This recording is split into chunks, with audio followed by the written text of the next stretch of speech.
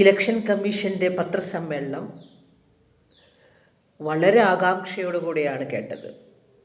ഒരു ജനാധിപത്യ വിശ്വാസി എന്ന നിലയിൽ കമ്മീഷൻ്റെ സ്റ്റാൻഡ്സ് അറിയാൻ വളരെയധികം ആഗ്രഹമുണ്ടായിരുന്നു. ഇലക്ഷൻ കമ്മീഷൻ ഒരു ഭരണഘടനാ സ്ഥാപനമാണല്ലോ. അതുകൊണ്ട് തന്നെ ഒരു പൗര എന്ന നിലയിൽ, സാധാരണ പൗര എന്ന നിലയിൽ തീർച്ചയായും കമ്മീഷൻ്റെ പ്രതികരണം അറിയാനായിട്ടുള്ള താല്പര്യം ഉത്കടമായിരുന്നു. അതുകൊണ്ട് തന്നെ വളരെ താല്പര്യത്തോടു കൂടി അത് മുഴുവനും കേട്ടു. വളരെയധികം നിരാശപ്പെടുത്തി എന്നതാണ് അതിൽ നിന്നുണ്ടായത്. കമ്മീഷൻ കക്ഷി രാഷ്ട്രീയത്തിനതീതമായാണ് സംസാരിക്കുന്നത്. സത്യത്തിൻ്റെ ഭാഗത്ത് നിന്നാണ് ഞാൻ എല്ലാ കാര്യങ്ങളും കാണാം. ഇപ്പം എൻ്റെ മക്കൾ തന്നെ ചെയ്ത തെറ്റാണെങ്കിലും സത്യവിരുദ്ധമാണെങ്കിൽ ഒരു 90% സത്യത്തിൻ്റെ ഭാഗത്ത് നിൽക്കാനുള്ള ഒരു ഇൻക്ലിനേഷനാണ് എനിക്കുള്ളത്.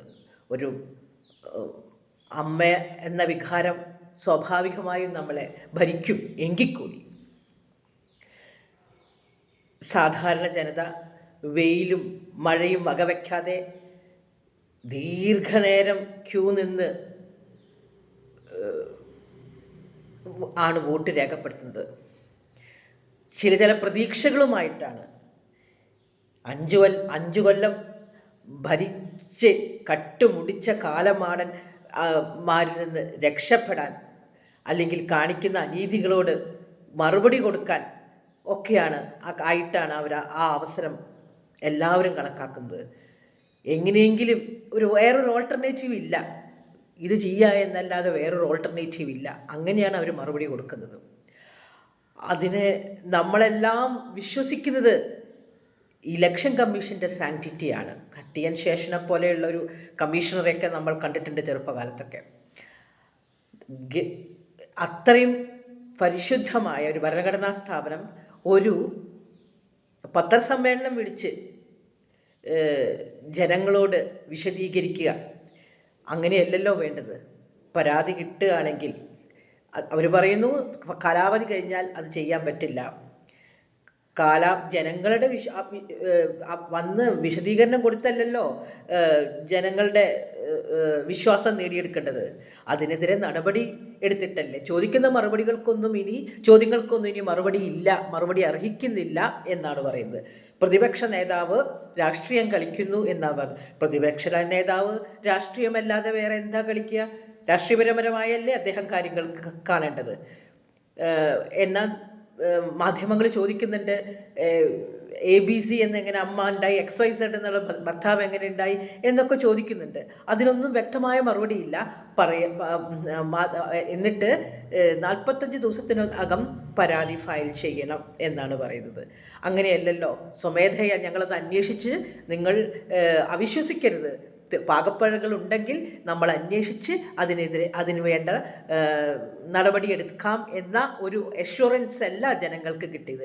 ജനങ്ങളെല്ലാവരും കേട്ട, അല്പം ജനാധിപത്യ ബോധമുള്ള എല്ലാവർക്കും തികഞ്ഞ നിരാശയായിരുന്നു പത്രസമ്മേളനം. മാത്രമല്ല, ഈ കമ്മീഷണർ കോടതി പോകുമ്പോഴേക്കൊക്കെ വളരെയധികം സമയം, വളരെ ലീഗൽ പ്രോസസ്സ് എന്ന് പറഞ്ഞാൽ ഒരു വളരെയധികം സമയമെടുത്ത് നടത്തുന്ന സംഗതികളാണ്. അപ്പോഴേക്കുമൊക്കെ ഭരണമൊക്കെ കഴിഞ്ഞിട്ടുണ്ടാവാം.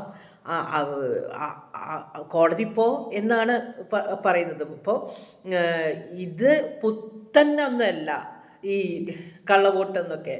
എല്ലാ കക്ഷികളും കാലാകാലങ്ങളായിട്ട് ചെയ്തു പോരുന്ന സംഗതിയാണ്. അതിനുവേണ്ടി ഉള്ള നടപടിയാണ് എടുക്കേണ്ടത്.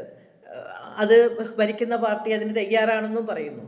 പക്ഷേ ഈ നാളിതുവരെ ചെയ്തു വന്നത് ഇത്രയും ജനാധിപത്യ വിരുദ്ധതയാണല്ലോ. അതിൻ്റെ ഏറ്റക്കുറച്ചിലാണ് രാഷ്ട്രീയ കക്ഷികൾക്ക് വിയോജിപ്പുള്ളൂ. അല്ലാതെ അത് എലിമിനേറ്റ് ചെയ്യണമെന്നുള്ള ഒരു ആഗ്രഹമൊന്നും ഞാൻ എവിടെയും ഒരു കക്ഷിക്കും കണ്ടതായിട്ട് തോന്നിയില്ല.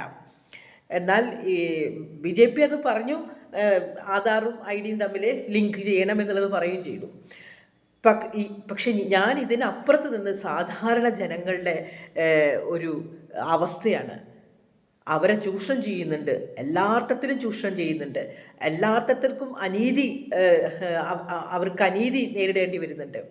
പക്ഷേ ഇതിനൊക്കെ ഒരു ദിവസം മറുപടി കൊടുക്കണം എന്ന രീതിയിൽ 5 വർഷം കഴിയുമ്പോൾ ക്യൂ നിന്ന് പോയി ചെയ്യുന്നത് അവരുടെ മുഖത്ത് നോക്കി കൊഞ്ഞന കുത്ത് അല്ലേ ഇപ്പോൾ ഈ ഭരണഘടനാ സ്ഥാപനവും ഈ കക്ഷികളൊക്കെ കൂടി ചെയ്യുന്നത് എന്നാണ് എനിക്ക് തോന്നിയത്. വളരെയധികം നിരാശ തോന്നി.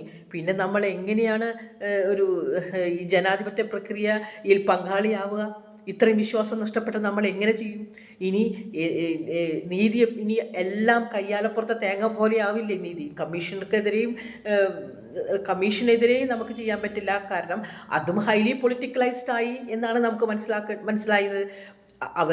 അവിടെ നിന്ന് വിരമിക്കുമ്പോഴേക്കും ഏതെങ്കിലും രാഷ്ട്രീയ കക്ഷിയുടെ വലിയൊരു പോസ്റ്റിൽ നിയമിതനാവും. അതുകൊണ്ട് തന്നെ അവർക്ക് മാനിപ്പുലേറ്റ് ചെയ്യാൻ പറ്റും. അപ്പം നീതി എപ്പോഴും കയ്യാലപ്പുറത്തെ തേങ്ങയല്ലേ? സാധാരണ ജനങ്ങളെ കൊഞ്ഞന കുത്തുകയല്ലേ ചെയ്യുന്നത്?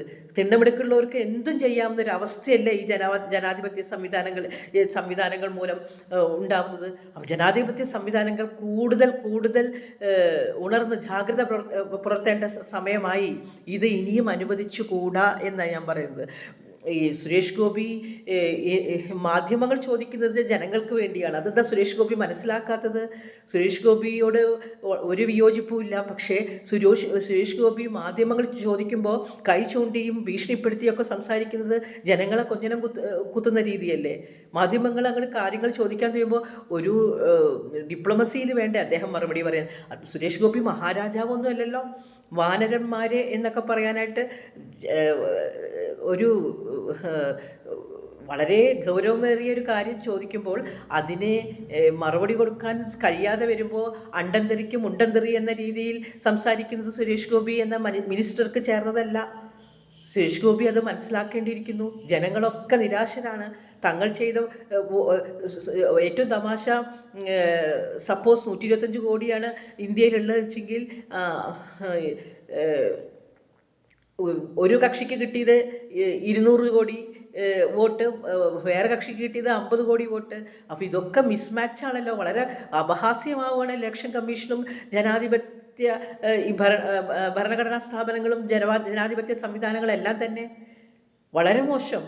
നമുക്ക് കൂടുതൽ നിരാശ വരുന്നു.